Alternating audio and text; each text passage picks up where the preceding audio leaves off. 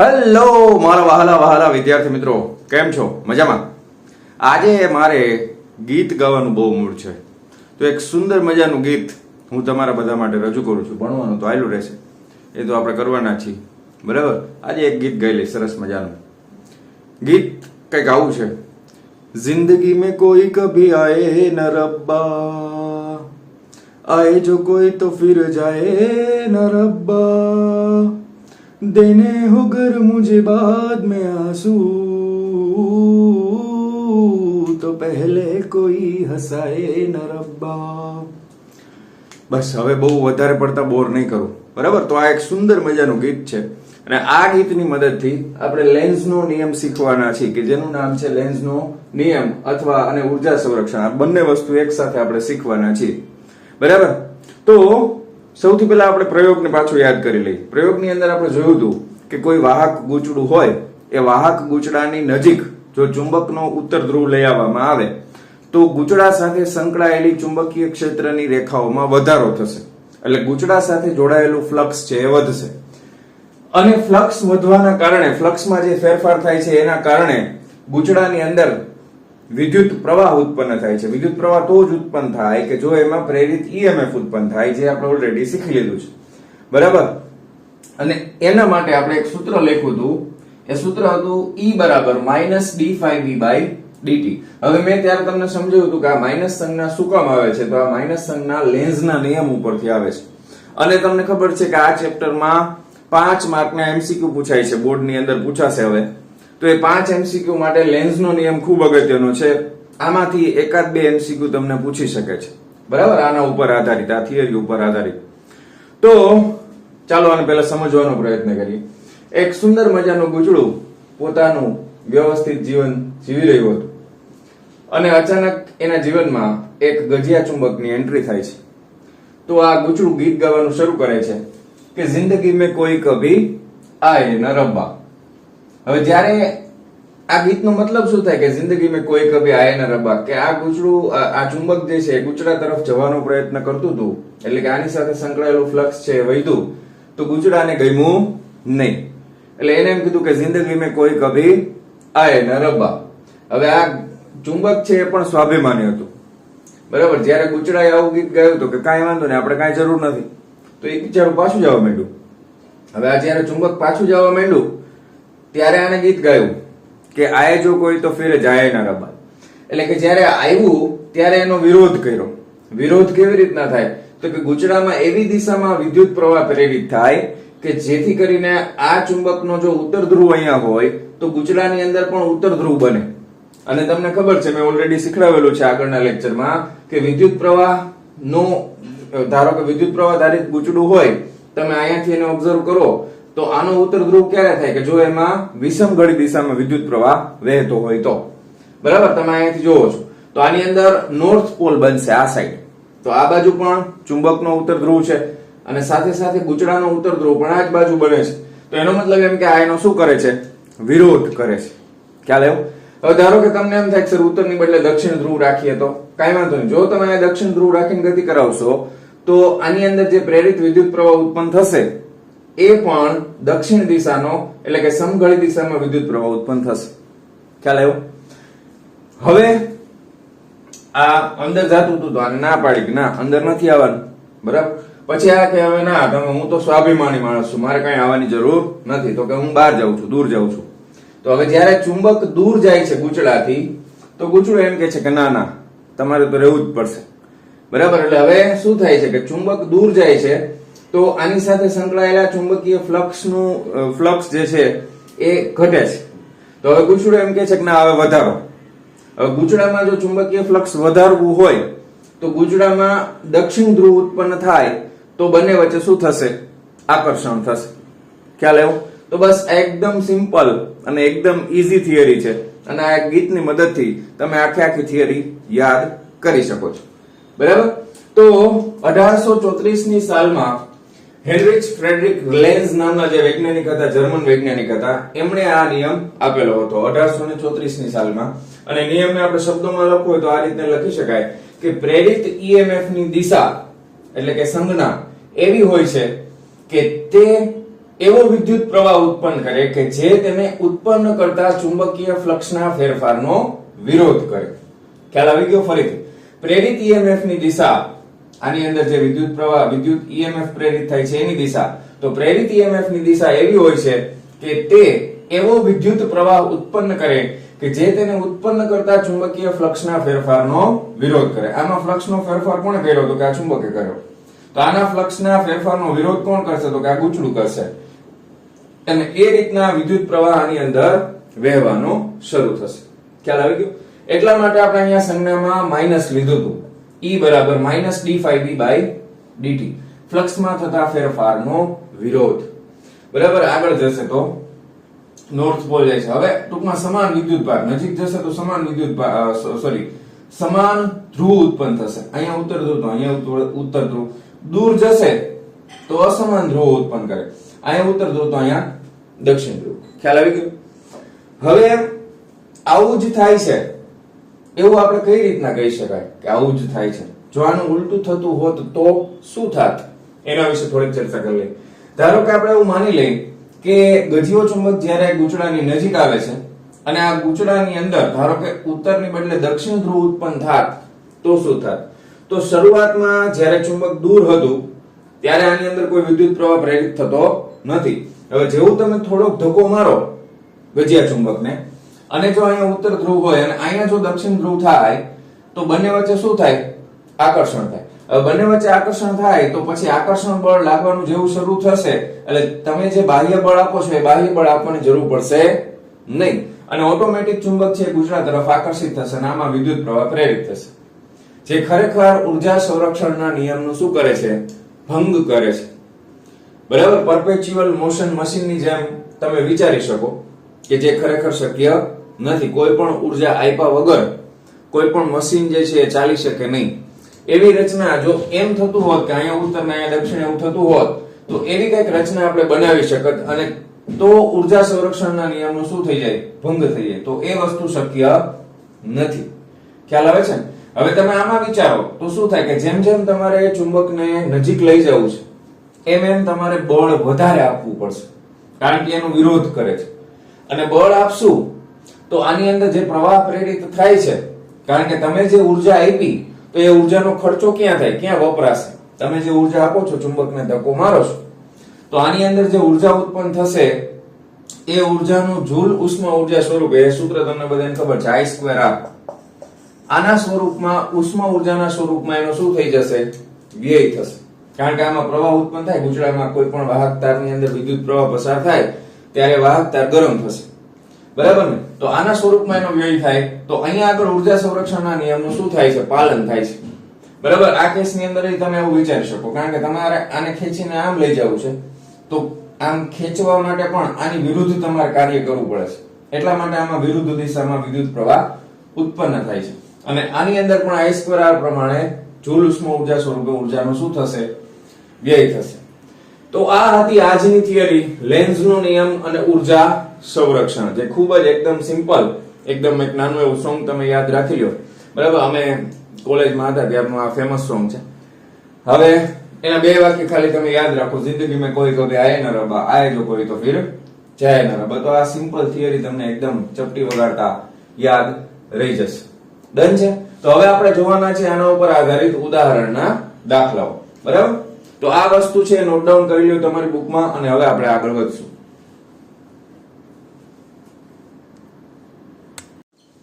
ચાલો વિદ્યાર્થી મિત્રો, હવે આપણે જોવાના છે ઉદાહરણ નંબર 6.4. આકૃતિમાં જુદા જુદા આકારના સમતલ ગાળાઓ દર્શાવેલ છે જે લૂપના સમતલને લંબ અને વાચકથી દૂર તરફની દિશામાંના ચુંબકીય ક્ષેત્રમાંથી બહારની તરફ કે અંદરની તરફ ગતિ કરે છે. લેન્ઝના નિયમનો ઉપયોગ કરીને દરેક ગાળામાં પ્રેરિત વિદ્યુત પ્રવાહની દિશા નિર્ધારિત કરો. તો અહીંયા તમે જોઈ શકો છો, પહેલા આ તમને સમજાવી દો આ શું કહેવા માંગે છે. ચોકડી જે છે, ચોકડી આકૃતિમાં તમે જોશો ટેક્સ્ટ બુકમાં, આ જે ક્રોસ કરેલા છે એ ચુંબકીય ક્ષેત્ર દર્શાવે છે. શું દર્શાવે છે?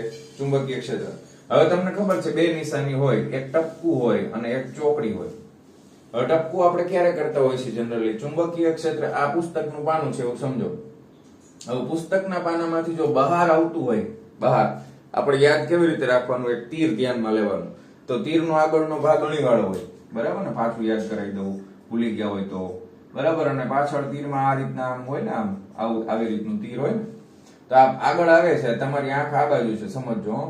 તમારી આંખ આ બાજુ છે, જો આ તરફ આવતું દેખાય તો તમને આ તીરનું આ ટપકું દેખાશે, તો તમારી તરફ આવે છે એટલે આ બહાર થયું પુસ્તકના પાનામાંથી, બરાબર. અને પુસ્તકના પાનામાં અંદર જતું હોય, તમે અહીંયાથી જોવો છો, ધારો કે હવે તમે અહીંયાથી જોવો છો, તમે તો ગમે ત્યાંથી જોઈ શકો, તો પુસ્તકના પાનામાં અંદર જશે તો તીરનો પાછળનો ભાગ દેખાશે ચોકડી જેવો, તો આ પુસ્તકના પાનામાં ક્યાં જાય છે, તો કે અંદર તરફ દાખલ થાય છે. ખ્યાલ આવ્યો ને? જો બહાર નીકળતી હોય, ચુંબકીય ક્ષેત્રની રેખાઓ બહાર નીકળતી હોય તો અહીંયા ટપકા કરેલા હોય, અને ચુંબકીય ક્ષેત્રની રેખાઓ અંદર દાખલ થતી હોય તો ક્રોસ કરેલ હોય. સમજાઈ ગયો ને કન્સેપ્ટ? ઈઝીલી. હવે જો, હવે આ જે ચુંબકીય ક્ષેત્ર છે તો એ પુસ્તકના પાનામાં આમ અંદર જતી દિશામાં છે, અંદર જતી દિશામાં, અને એમાં અમુક ગૂંચડાને આમ લઈ આવ્યા છે. આ ચુંબકીય ક્ષેત્રમાંથી અમુક ગૂંચડું બહાર નીકળે છે, અહીંયા પણ બહાર નીકળે છે. ત્રણ અલગ અલગ તમને સમતલ લૂપ દેખાડેલી છે. હવે તમે જો પેલા 1 by 1 આપણે વિચારતા જઈ, બરાબર, અને એના જવાબ આપવાના છે. વિદ્યુત પ્રવાહ પ્રેરિત થશે, લેન્ઝનો નિયમ આપણે વાપરશું. તો પેલા કિસ્સામાં આપણે જોઈએ, પેલા કિસ્સામાં તો તમે જુઓ કે આ જે સમતલ છે એ ચુંબકીય ક્ષેત્રમાં અહીંયા બહાર કાંઈ નથી, જોવો બહારના ભાગમાં ચુંબકીય ક્ષેત્ર નથી, ચુંબકીય ક્ષેત્ર આટલામાં છે. હવે એ આમ અંદર દાખલ થાય તો આની સાથે સંકળાયેલું ચુંબકીય ફ્લક્સ છે વધશે, બોલો હા કે ના? કારણ કે આમ અંદર જશે એટલે ચુંબકીય ક્ષેત્રની રેખાઓ વધતી જશે ને આમાં, તો આની સાથે સંકળાયેલા ફ્લક્સમાં શું થશે? વધારો. તો પહેલા આપણે લખી નાખીએ કે એની સાથે સંકળાયેલું ફ્લક્સ વધશે, બરાબર ને, પેલા કિસ્સામાં આમાં ફ્લક્સ વધશે તો આ ગૂંચડું છે એ લેન્ઝના નિયમ પ્રમાણે ફ્લક્સના વધારાનો શું કરશે? વિરોધ કરશે, એટલે પોતાની અંદર કઈક ચુંબકીય ક્ષેત્ર ઉત્પન્ન કરશે, અને એની દિશા છે એની વિરુદ્ધ હોય. હવે ધ્યાન આપો, અંદર જાય છે ને, અંદર જાતું હોય તો એ કેવી રીતના હોય, તો કે આંગળી, જમણા હાથની આંગળીઓને આમ અંગૂઠો અંદર જવો જોઈએ, તો આંગળીઓ ઓટોમેટિક આમ વળે ને. ખ્યાલ આવે ને? સમજાય છે કે નહીં? જમણા હાથને આંગળીઓને વાળો એટલે અંગૂઠો અંદર જાય, તો આ જે અંદર જતું ચુંબકીય ક્ષેત્ર છે એ આ રીતના હોય. હવે આનો વિરોધ કરવો છે મારે, તો આમ આવવું જોઈએ ને, આમ તો બહાર જશે. વિરોધ કરવો છે, અંદર જાય છે એનો વિરોધ કરવો છે એટલે આમ થવું જોઈએ, આમ. હવે આમાં પ્રવાહ આમ કરીએ તો જે દિશામાં આંગળીઓ વળે એ દિશામાં પ્રવાહ વહેવો જોઈએ, સમજો બરોબર. આમ આંગળીઓ થાય આમ, તો પ્રવાહ છે આ દિશામાં વહેવો જોઈએ, આમ. ચુંબકીય ક્ષેત્ર કઈ રીતના છે તે રેડ થી દર્શાવી દઉં. તમે આ પુસ્તક છે ને, ચુંબકીય ક્ષેત્ર આમ છે, ધ્યાન આપજો, આમ, તો જ અંદર જાય. ચુંબકીય ક્ષેત્ર આમ છે, આમ. તમારે એનો વિરોધ કરવો છે એટલે આમ લેવું પડે, આમ. ખ્યાલ આવ્યો? હવે આ દિશામાં તમે વિચારો આમ, તો આ કઈ દિશા થઈ? વિષમઘડી થાય ને, વિષમઘડી. તો આમાં વિષમઘડી દિશામાં પ્રવાહની વિચારણા કરો, વિષમઘડી દિશામાં. સમઘડી એટલે આમ, વિષમઘડી એટલે આમ, તો આમાં આ રીતના પ્રવાહ વહે, આમ વિષમઘડી દિશામાં. તો પ્રવાહ કઈ દિશામાં વહેશે? વિદ્યુત પ્રવાહની દિશા BCDA, બરાબર. તો અહીંયા પ્રવાહની દિશા શું થાય? BCDA, બરાબર, આ દિશામાં વહેશે. સમજાઈ ગયું? તો સિમ્પલ. આ ગૂંચળું તમારી સામે છે, આમ વિષમઘડી દિશા થાય. ડન. હવે બીજી આકૃતિ જો, એમાં એક ત્રિકોણાકારનું લૂપ આપેલું છે. હવે ઈ બહાર નીકળે છે આમ, બરાબર. આ સમતલમાંથી આમ બહાર નીકળ્યું. ચુંબકીય ક્ષેત્ર ક્યાં છે? અંદર જતી દિશામાં, એમાંથી બહાર નીકળે છે. તો એની સાથે સંકળાયેલા ચુંબકીય ફ્લક્સમાં વધારો થાય, ઘટાડો? બોલો શું થાય? ઘટાડો થાય. તો હવે એ પોતે શું કરવા માંગશે? વધારવા માંગશે ને, બહાર નીકળે છે એટલે ફ્લક્સ ઘટે છે, તો એનો વિરોધ કરશે. વિરોધ કરશે એટલે ફ્લક્સમાં શું કરશે? વધારો. હવે ચુંબકીય ક્ષેત્ર કઈ દિશામાં છે? પુસ્તકના પાનામાં અંદર જતી દિશામાં. હવે મારે ફ્લક્સમાં શું કરવું છે? વધારો કરવો છે. વધારો કરવો હોય તો પ્રવાહ કઈ દિશામાં વહેવો જોઈએ? બીજા કિસ્સામાં. વધારો કરવો હોય તો એ જ દિશામાં વહેવડાવવો પડે ને, આમ જ, બરાબર. તો બીજા કિસ્સામાં શું થાય છે? તો કે ફ્લક્સ ઘટે છે, બરાબર. તો ફ્લક્સમાં વધારો કરવો છે, વધારો અંદર જતી દિશામાં વધારો કરવો છે, તો ગૂંચળામાં પ્રવાહ સમઘડી દિશામાં વહેવડાવવો પડે. કઈ દિશામાં? સમઘડી દિશામાં. તો સમઘડી દિશામાં વહેવડાવી તો આમ થશે ને, આમ A થી C, C થી B, તો પ્રવાહની દિશા કેવી રીતના આવશે? ACBA, બરાબર ને? ACBA આમ બનશે. A થી C, C થી B, B થી A, A થી C. પાછું ડન. હવે છેલ્લી આકૃતિ જો, ત્રીજા નંબરની. આમાં આખી લૂપ બહાર નીકળે છે. બહાર નીકળે છે એટલે આના જેવું જ થઈ ગયું. ફ્લક્સમાં શું થાય? ફ્લક્સમાં શું થાય બોલો?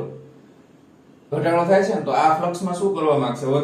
વધારો કરવો હોય તો આ ચુંબકીય ક્ષેત્રની દિશા તો આમ છે, તો મારે પ્રવાહ છે એ આ દિશામાં વહેવડાવવો પડે ને, આમ ટુમ ટુમ ટુમ ટુમ ટુમ આમ, બરાબર? તો A થી B, B થી C, C થી D. ત્રીજામાં આ ફ્લક્સ ઘટે છે, તો પ્રવાહની દિશા ત્રીજા કેસમાં શું થાય? ફરીથી A થી B, B થી C, C થી D. તો A B C D A, પાછું A, બરાબર ને? આમાં B C D A B, B C D A B પાછું આવશે B. આ રીતે વહેશે. ખ્યાલ આવી ગયો? તો આ દાખલા કરતા તમારે વધારે ઇમ્પોર્ટન્સ અને કન્સેપ્ટને આપવાનું છે. આમાંથી તમને MCQ પૂછશે જ, એવું માની જ લ્યો તમે. આમાંથી MCQ હશે જ, બરાબર? પ્રેરિત EMF ની દિશા પૂછે એવા MCQ પૂછાશે જ. એટલે આ કન્સેપ્ટ એકદમ ક્લિયર કરી લેજો અને ફટાફટ વિડિયો પોઝ કરીને આ લખી લો. ખાસ તમને આ ખબર હોવી જોઈએ, ચુંબકીય ક્ષેત્ર આમાં પુસ્તકના પાનામાં અંદર જતી દિશામાં છે, તો તમારે એને પહેલા આ રીતના દોર નાખવાનું, બરાબર? અંદર જતું હોય તો આમ સમઘડી આવશે, બહાર આવતું હોય તો વિષમ ઘડી આવે. ખ્યાલ આવે છે ને? પછી તમારે જે દિશામાં ફ્લક્સમાં વધારો થાય છે કે ઘટાડો, એ પ્રમાણે તમે આ બીજું દોરીને દિશા નક્કી કરી શકો, બરાબર? તો ફટાફટ વિડિયો પોઝ કરીને લખી નાખો. ચાલો જવા દઉં છું. ચાલો વિદ્યાર્થી મિત્રો, હવે આપણે જોવાના છે ઉદાહરણ નંબર 6.5, જેની અંદર 4 અલગ અલગ પ્રશ્નો પૂછ્યા છે. ABCD આપણે 1 by 1 જોતા જશું, સોલ્વ કરતા જશું. શું કીધું છે? જડિત રાખેલ બે કાયમી ચુંબકના ઉત્તર અને દક્ષિણ ધ્રુવો વચ્ચેના ચુંબકીય ક્ષેત્રમાં એક બંધ ગાળાને સ્થિર રાખેલ છે. શું આપણે ખૂબ જ શક્તિશાળી ચુંબકનો ઉપયોગ કરીને આ ગાળામાં વિદ્યુત પ્રવાહ ઉત્પન્ન કરવાની આશા રાખી શકીએ? પ્રશ્ન તમને કઈક આવું કહે છે કે જો મારી પાસે ધારો કે અહીંયા આગળ બે સ્થિર ચુંબકનો, ધારો કે આ ઉત્તર ધ્રુવ છે, અહીંયા આગળ આ એનો દક્ષિણ ધ્રુવ છે, અને અહીંયા એક સમાન ચુંબકીય ક્ષેત્ર આ રીતના ઉત્તરમાંથી દક્ષિણ દિશામાં જાય છે, બરાબર ને? કાયમી ચુંબકના ઉત્તર અને દક્ષિણ ધ્રુવની વચ્ચે હવે એક બંધ ગાળો છે, અહીંયા આપણે સ્થિર રાખેલો છે. આ સ્થિર શબ્દ ઉપર થોડોક ભાર દેજો, બરાબર ને? આ સ્થિર છે, હલતો નથી. હવે આમાં તમે વિદ્યુત પ્રવાહ ઉત્પન્ન થાય એવી આશા રાખી શકો? તો કે ના. આનો પહેલાનો જવાબ શું આવે? તો કે ના, આશા રાખી શકાય નહીં. શું કામ ન રાખી શકાય? ધારો કે તમે આ ચુંબકીય ક્ષેત્ર એમ કહો છો કે ભાઈ હજી હું આને વધારે પ્રબળ બનાવી દઉં, ચુંબકીય ક્ષેત્ર પ્રબળ બનશે, બરાબર? તો ચુંબકીય ક્ષેત્રની રેખાઓ હજી વધારે પ્રબળ છે, પણ પ્રેરિત EMF ઉત્પન્ન થવા માટે ગુચડા સાથે સંકળાયેલા ચુંબકીય ફ્લક્સમાં ફેરફાર થવો જરૂરી છે. અને ફેરફાર તમે ક્યારે કરી શકો? કે જો આનું ચુંબકીય ક્ષેત્ર સમયની સાથે તમે બદલી શકો તો થઈ શકે. 3 રીતે થાય, આપણને ખબર છે. ફ્લક્સ ફાઈ બરાબર, યાદ કરો સૂત્ર શું છે? ફ્લક્સ ફાઈ બરાબર BA cos θ. કાં તો તમે B માં ફેરફાર કરો તો થાય સમયની સાથે, કાં તો તમે આના ક્ષેત્રફળમાં ગુચડું નાનું મોટું કરો તો થાય, અથવા તો ખૂણો બદલાવો એટલે કે ગુચડાને ફેરવો ગોળ ગોળ તો થઈ શકે, બાકી થઈ શકે નહીં, બરાબર? શું આપણે ખૂબ જ શક્તિશાળી ચુંબકનો ઉપયોગ, આ ખૂબ જ શક્તિશાળી છે એટલે હવે પહેલેથી શક્તિશાળી છે એટલે આની ક્ષેત્ર રેખાઓ બદલાવાની નથી, તો પહેલાનો જવાબ આવશે ના. આમાં તમે આની સાથે સંકળાયેલા ફ્લક્સમાં ફેરફાર ન કરી શકો એટલે પ્રેરિત EMF ઉત્પન્ન થઈ શકે નહીં, એટલે વિદ્યુત પ્રવાહ ઉત્પન્ન થશે નહીં. આનો જવાબ છે ના. પછી આપણે હવે જોવાના છે આનો પાર્ટ નંબર B. ચાલો તો આ નોટ ડાઉન કરી લ્યો. હવે B જોવાના છે. ચાલો B શું કહે છે? એક બંધ ગાળો એક મોટા કેપેસિટરની તકતીઓ વચ્ચે અચળ વિદ્યુત ક્ષેત્રને, યાદ રાખજો શબ્દ, વિદ્યુત ક્ષેત્રને લંબ ગતિ કરે છે. શું આ ગાળામાં જ્યારે તે સંપૂર્ણ રીતે કેપેસિટરની પ્લેટ્સની વચ્ચે હોય કે બીજું જ્યારે તે આંશિક રીતે કેપેસિટરની તકતીની બહાર હોય ત્યારે વિદ્યુત પ્રવાહ પ્રેરિત થશે? તમને આકૃતિ દોરીને સમજાવો એટલે કન્સેપ્ટ ક્લિયર. ધારો કે આ કેપેસિટરની બે પ્લેટ છે, ઉપરની પ્લેટ છે અને આપણે ધન પ્લેટ માની લઈએ, નીચેની પ્લેટ છે એને ઋણ માની લઈએ. તો પહેલા કેસની અંદર હવે વિદ્યુત ક્ષેત્રની રેખાઓ ધનમાંથી નીકળીને ઋણમાં દાખલ થતી હોય તો આ રીતના અચળ વિદ્યુત ક્ષેત્ર છે એવું માની લ્યો તમે. પણ આ વિદ્યુત ક્ષેત્ર છે E, ચુંબકીય ક્ષેત્ર નથી. ખ્યાલ આવે છે ને તમને? હવે આની અંદર એક ગાળો, બંધ ગાળો, એટલે આ રીતની એક લૂપ છે, આને આપણે ગતિ કરાવીશું. બરાબર? અચળ વિદ્યુત ક્ષેત્ર ને લંબ ગતિ કરે છે, એટલે આનું ક્ષેત્રફળ, બરાબર, લંબ ગતિ એટલે આની ગતિ છે આ દિશામાં હશે, યાદ રાખજો. બરાબર? હવે આમાં ગતિ કરે છે તો વિદ્યુત ક્ષેત્ર આની સાથે સંકળાયેલું આમાં એકધારી ગતિ કરતું હોય તો વિદ્યુત ક્ષેત્ર છે એમાં ફેરફાર કરીને પણ વિદ્યુત પ્રવાહ ઉત્પન્ન ન કરી શકાય. ચુંબકીય ક્ષેત્રમાં ફેરફાર કરીને વિદ્યુત પ્રવાહ ઉત્પન્ન કરી શકાય. કન્સેપ્ટ ક્લિયર છે? વિદ્યુત ક્ષેત્રમાં ફેરફાર કરીને વિદ્યુત પ્રવાહ ઉત્પન્ન ન કરી શકાય, ચુંબકીય ક્ષેત્રમાં ફેરફાર કરીને વિદ્યુત પ્રવાહ પ્રેરિત કરી શકાય, ઉત્પન્ન કરી શકાય. બરાબર? હવે બીજી પરિસ્થિતિમાં સેમ ટુ સેમ આ પ્લસ પ્લેટ છે, બરાબર, અને આ માઈનસ ની પ્લેટ છે. હવે બીજા કેસની અંદર ધારો કે અડધું અંદર છે ને અડધું બહાર છે, પણ છે તો વિદ્યુત ક્ષેત્ર ને, છે તો વિદ્યુત ક્ષેત્ર ને, તો વિદ્યુત ક્ષેત્રમાંથી બહાર નીકળે ને આની સાથે સંકળાયેલા વિદ્યુત ક્ષેત્રમાં ફેરફાર થાય તો પણ વિદ્યુત પ્રવાહ પ્રેરિત ન કરી શકાય. જો ચુંબકીય ક્ષેત્ર હોત અને બહાર નીકળતું હોત તો એની સાથે સંકળાયેલ ફ્લક્સમાં ફેરફાર થાય ને એના લીધે પ્રેરિત પ્રવાહ ઉત્પન્ન થાય. વિદ્યુત ક્ષેત્રમાં ફેરફાર કરીને ગુચડામાં વિદ્યુત પ્રવાહ ઉત્પન્ન કરી શકાય નહીં. તો આ પ્રશ્નનો જવાબ પણ છે ના. શું છે? ના. જે મેં તમને સમજાવ્યું એ જ તમારા શબ્દોમાં લખી નાખો. બરાબર? તો આ હતો પ્રશ્ન નંબર બી. હવે આપણે જોશું સી. બરાબર? આ વિડિયો પોઝ કરીને લખી લેજો. ચાલો જવા દઉં છું. ચાલો વિદ્યાર્થી મિત્રો, પાર્ટ સી શું કહે છે? એક લંબચોરસ ગાળો અને એક વર્તુળાકાર ગાળો. આ લંબચોરસ, આ વર્તુળાકાર, એક સમાન ચુંબકીય ક્ષેત્રવાળા વિસ્તારમાંથી બહારની તરફ એક ક્ષેત્ર મુક્ત વિસ્તાર તરફ અચળ વેગ v સાથે ગતિ કરે છે.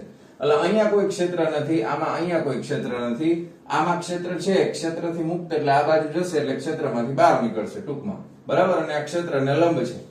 ક્ષેત્ર પ્રદેશથી બહારની તરફના માર્ગમાં કયા ગાળામાં તમે અપેક્ષા કરી શકો કે પ્રેરિત EMF અચળ રહેશે? આ વિદ્યુત ક્ષેત્ર ગાળાના સમતલને લંબ છે. ખરેખર અહીંયા વિદ્યુત ક્ષેત્રને પણ ચુંબકીય ક્ષેત્ર હોવું જોઈએ. પ્રિન્ટિંગ મિસ્ટેક હશે આઈ થિંક. બરાબર? પણ કન્સેપ્ટ તમને સમજાઈ ગયો? હવે તમને એમ પૂછ્યું છે કે EMF બરાબર અચળ કેમાં રહેશે? ધ્યાનથી જોજો, સમજજો બરાબર. આ લંબચોરસ ગાળો છે, બંનેના વેગ એક સરખા છે, એટલે બંને વેગ એટલે શું થાય? સ્થાનાંતરના છેદમાં સમયગાળો. તો આનું સ્થાનાંતર 1 સેકન્ડમાં જેટલું થાય એટલું જ આનું સ્થાનાંતર 1 સેકન્ડમાં થશે. પણ અહીંયા તમે જોશો આ લંબચોરસ છે અને આ ગોળાકાર શેપ છે. હવે તમને ખબર હોવી જોઈએ કે ફ્લક્સનું સૂત્ર phi બરાબર b a cos θ છે. હવે આ કેસની અંદર જ્યારે વેગમાં ગતિ કરે છે, જ્યારે અંદરના ભાગમાં છે ત્યારે તો ક્ષેત્ર અચળ જ છે.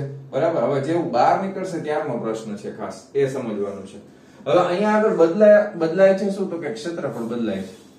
બરાબર ને? અહીંયા ચુંબકીય ક્ષેત્ર છે, હવે જેવું બહાર નીકળશે એટલે ક્ષેત્રફળમાં ફેરફાર થશે, કારણ કે અડધા ભાગમાં ચુંબકીય ક્ષેત્ર હશે અને એ પણ અચળ, અને બાકી જેટલું બહાર નીકળતું જશે એમાંથી ચુંબકીય ક્ષેત્ર દૂર થતું જાય છે. ખ્યાલ આવે છે? સમજાય છે ને તમને? તો d phi by dt, તો એમાં phi ની અંદર ક્ષેત્રફળ બદલાશે બહાર નીકળશે ત્યારે. હવે જસ્ટ સિમ્પલ કન્સેપ્ટ તમે સમજો. હવે આ જેવું બહાર નીકળશે, બરાબર, ધારો કે હું અહીંયા દોરી નાખું છું, આ લંબચોરસ છે, બરાબર, અને અહીંયાથી આ ગોળ છે, આ બંને બહાર નીકળવાના શરૂ થાય છે. હવે જ્યારે બંને બહાર નીકળવાના શરૂ થશે તો માની લ્યો કે હું અહીંયા એક સરખી રેખાઓ દોરી નાખું આમ, બરાબર, સરખા અંતરે આ રીતના, બરાબર, આ રીતના. બરાબર? હવે તમે સમજો આ બધી રેખાઓ વચ્ચે અંતર સરખું છે. હવે એક સેકન્ડમાં તમે માનો કે એક સેકન્ડની અંદર આટલો ભાગ બહાર નીકળે છે, તો આનું જે ક્ષેત્રફળ છે એક સેકન્ડમાં, એટલું ને એટલું ક્ષેત્રફળ બીજી સેકન્ડમાં પાછું બહાર નીકળશે, એટલું ને એટલું ક્ષેત્રફળ ત્રીજી સેકન્ડમાં પાછું બહાર નીકળે છે, એટલું ને એટલું ક્ષેત્રફળ ચોથી સેકન્ડમાં બહાર નીકળે છે, પાંચમી સેકન્ડમાં પણ એટલું જ ક્ષેત્રફળ બહાર નીકળે છે. એટલે અહીંયા તમે જોશો કે ક્ષેત્રફળ અચળ રહે છે. જે બહાર નીકળે છે ને ચુંબકીય ક્ષેત્રમાંથી, એ ક્ષેત્રફળ એક સરખું નીકળે છે. હવે એની જગ્યાએ તમે આનો વિચાર કરો તો અહીંયા આગળ ક્ષેત્રફળ શરૂઆતના 1 સેકન્ડમાં આટલું બહાર નીકળ્યું, બરાબર, પછીની 1 સેકન્ડમાં આ બહાર નીકળે છે. તો જેમ જેમ વધતું જશે એમ ક્ષેત્રફળ વધે છે શરૂઆતમાં, પછી અમુક સમય પછી આ ક્ષેત્રફળ પાછું ઘટે છે અને પાછું ઓછું થતું જાય છે. ખ્યાલ આવે છે? તો આમાં એક સરખું ક્ષેત્રફળ એક સરખા સમયમાં બહાર નીકળે છે ચુંબકીય ક્ષેત્રમાંથી. આમાં અલગ અલગ ક્ષેત્રફળ, પેલા ઓછું પછી વધારે, ફરી પાછું ઓછું એ પ્રમાણે ક્ષેત્રફળ ચુંબકીય ક્ષેત્રમાંથી બહાર નીકળે છે. તો અહીંયા આગળ ક્ષેત્રફળ છે એ અચળ રહે છે, અહીંયા આગળ ક્ષેત્રફળ છે એ બદલાતું જાય છે. એટલે આપણે કહી શકીએ કે અહીંયા આગળ જો ક્ષેત્રફળ અચળ રહેતું હોય તો આ કેસની અંદર પ્રેરિત EMF પણ કેવો રહેશે તો કે અચળ. આ કેસની અંદર EMF કેવો રહેશે તો કે અચળ રહેશે. ખ્યાલ આવે છે? જ્યારે અહીંયા આગળ ક્ષેત્રફળ તો બદલાતું જાય છે, ક્ષેત્રફળ બદલાતું જાય છે એટલે ફ્લક્સ પણ બદલાતું જાય છે સમયની સાથે, અને એનો ફેરફાર એક સરખો નથી. એટલે અહીંયા આગળ જે EMF પ્રેરિત થશે એ અચળ નહીં હોય. બરાબર? એટલે કે EMF જે પ્રેરિત થશે એ અસમાન EMF પ્રેરિત થશે, અચળ પ્રેરિત નહીં થાય. તો પહેલા કેસમાં તમે લખી શકો અચળ, બીજા કેસમાં અસમાન EMF પ્રેરિત થશે. તો જવાબ છે લંબચોરસ ગાળા માટે. બરાબર છે? ડન. તો આમાં ક્ષેત્રફળનો કન્સેપ્ટ ધ્યાનમાં લેવાનો છે. તો ફટાફટ વિડિયો પોઝ કરીને લખી નાખો. ચાલો હવે આનો આપણે પાર્ટ જોવાના છે ડી. ચાલો જાવ દઉં છું. ચાલો વિદ્યાર્થી મિત્રો, પાર્ટ ડી આ બહુ સુપર MCQ ના ફોર્મમાં તમને પૂછી શકે, બહુ મસ્ત ક્વેશ્ચન છે. આકૃતિ દ્વારા વર્ણવેલ પરિસ્થિતિમાં કેપેસિટરની ધ્રુવત્વ એટલે કે પોલારિટી, કેપેસિટરમાં તમને ખબર છે બે પ્લેટ હોય, એક પ્લેટ છે ધન વિદ્યુતભારિત હોય, બીજી છે ઋણ વિદ્યુતભારિત હોય, એનું અનુમાન કરો. અત્યારે કેપેસિટરની પ્લેટ વિદ્યુતભાર રહિત છે. એક ગુચડા સાથે એક છેડો છે એ જોડેલો છે અને બીજા છેડાની સાથે બી પ્લેટ જોડેલી છે, અને એક વાહક તારનું ગોળાકાર ગુચડું છે. હવે આમાં બંને તરફથી ચુંબકો આવે છે. આ તરફથી ચુંબકનો N ધ્રુવ આવે છે, આ તરફથી ચુંબકનો S ધ્રુવ આવે છે. બરાબર? એટલે હવે તમારે ધારો કે તમે જોઈ શકો છો કે આ બાજુ તમારી આંખ છે એવું સમજો, બંને બાજુ આપણે રાખશું તો કન્ફ્યુઝન તમને વધારે થશે. આપણે એક જ બાજુ રાખી, કારણ કે આકૃતિ તમે જોવો ને તો તમે પ્લેટ એઝ્યુમ પરફેક્ટ અહીંયાથી આ બાજુ તમારી સામે પ્લેટ છે એવું તમે એઝ્યુમ કરી શકો છો. આમ બરાબર, આ રીતના આમ પ્લેટ છે અને ચુંબકનો S ધ્રુવ જાય છે આમ.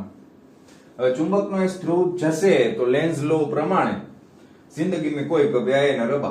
હવે S ધ્રુવ આવે છે એટલે આ બાજુની પ્લેટ એટલે ટૂંકમાં આ જે વર્તુળ છે એમાં એનો વિરોધ કરશે, એટલે આ બાજુથી તો S ધ્રુવ તમને દેખાશે.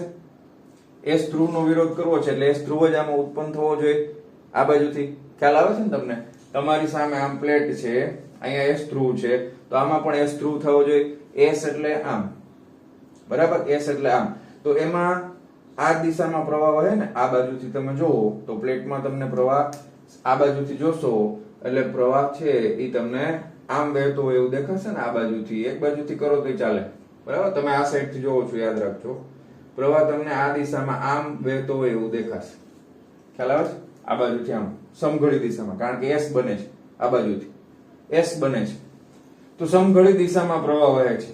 હવે આ વિદ્યુત પ્રવાહ જો સમઘડી દિશામાં વહેતો હોય, ધ્યાનથી જોજો, સમઘડી દિશામાં વિદ્યુત પ્રવાહ વહેતો હોય તો ઇલેક્ટ્રોન તો એની વિરુદ્ધ દિશામાં ગતિ કરતા હોય, પ્રવાહની દિશાની વિરુદ્ધ દિશામાં ઇલેક્ટ્રોન ગતિ કરતા હોય. એટલે ઇલેક્ટ્રોન જે છે એ ઇલેક્ટ્રોન આ દિશામાં ગતિ કરતા હશે, ઇલેક્ટ્રોન છે એ આ દિશામાં ગતિ કરતા હશે. તો આ પ્લેટમાંથી નીકળીને ઇલેક્ટ્રોન બી પ્લેટમાં જશે. હવે એ પ્લેટમાંથી ઇલેક્ટ્રોન દૂર થાય છે અને બી પ્લેટમાં દાખલ થાય છે, એટલે એ પ્લેટ છે એ શું બને તો કે આ પોઝિટિવ બને, ધન વિદ્યુતભારિત, અને બી પ્લેટ છે એ ઋણ વિદ્યુતભારિત બને.